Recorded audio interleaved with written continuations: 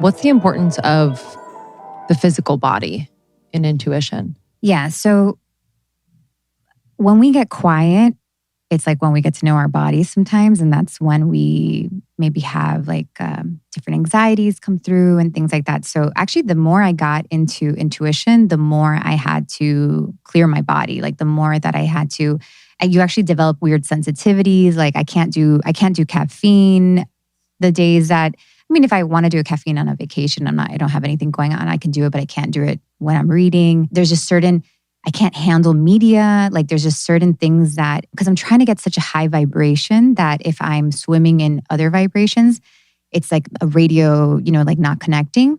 So the body is your vessel. And that's even before I connect, and this might be helpful to you guys, before I connect, I always say like, thank you so much. Like, I'm so grateful because again, you want to get into the energy of intuition, which is curiosity, gratitude, love. It's just like this light. It's not like I must have the answer. So I always set the intention. I'm like, okay, like may I be a clear vessel to receive these messages, whether they're for me or for somebody that I'm reading, but really remembering that you are a clear vessel. So I had to or that you are a vessel, you're receiving these messages. So you want to like get out of your body because, we're human, we can get in the way. But if you take a minute to become your spiritual self and shift the body out for a second, you can also receive more. And then there's a whole caretaking of the body to be able to be more intuitive. I'm not saying that you have to eat perfectly or be around like, no trauma or not live in a city or whatever. You can, of course, have all those things, but you'll learn that as you start to like attune more to your intuition, you're not going to be able to handle it as much, which is great. Then you're asking the world to not be so messed up. Like you're setting the intention of like, hey, world, you can't be this crazy because I can't hear myself when you're this crazy. So it's a good thing.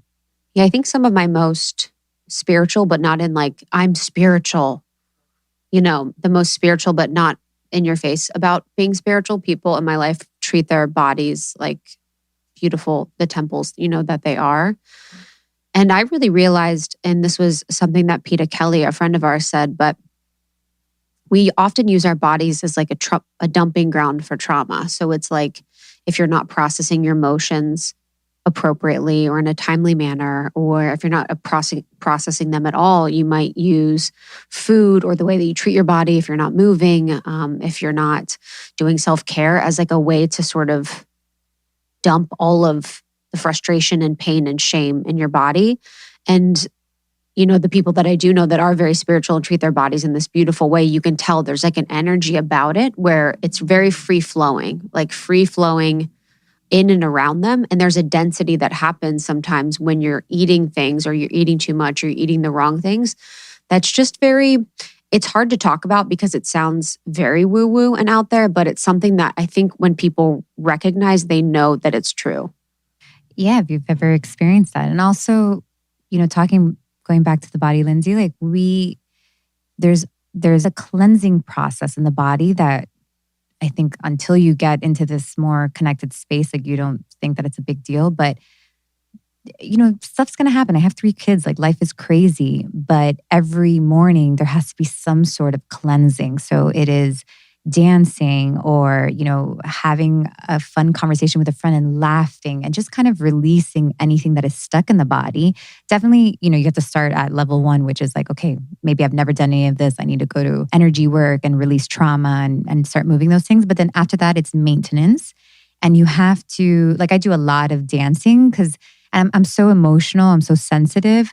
I hold everything. I absorb all the kids' stuff. But I'm not going to be able to hear anything clearly if I don't move that energy out of my body. So moving your body, get all that stuff out of the way. And then when you're feeling like, okay, I'm a pretty clear vessel, I can get this, I always use the example of, have you ever pulled like a card from a deck of cards, like a tarot deck, and you're so anxious and you're like, give me the answer. And all of a sudden, like you pull like the Tower card and you're like, shit, my life is Yes. over. It's like everybody's like dying when they see that. That's when you re-pull. Yeah. Pull again. You're like, Oops, are you working? not mine. Yeah, honestly. Are you working? So, and it's the concept that like you're the vessel that is pulling that. Like that's the energy that you're pulling. And it's not really that you deserve the Tower deck. I mean, the Tower card, excuse me. It's the it's the energy that your body is in. Because if it's law of attraction based, if my body is in that place, if it's in an anxious place, like I'm not going to get the best message.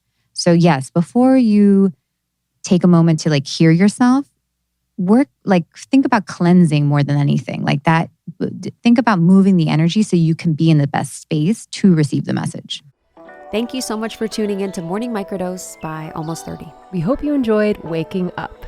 As always, we encourage you to take what resonates and leave the rest. If you enjoyed this trip, tune into the full episode on the Almost 30 podcast. All episode information can be found in the show notes. Make sure to subscribe, and if this becomes a part of your morning routine, be sure to share it with a friend. We have new inspiring doses Monday through Friday. Follow us on Instagram at Morning Microdose, and follow Almost 30 at Almost 30 Podcast. Thanks for listening. We'll see you in the vortex.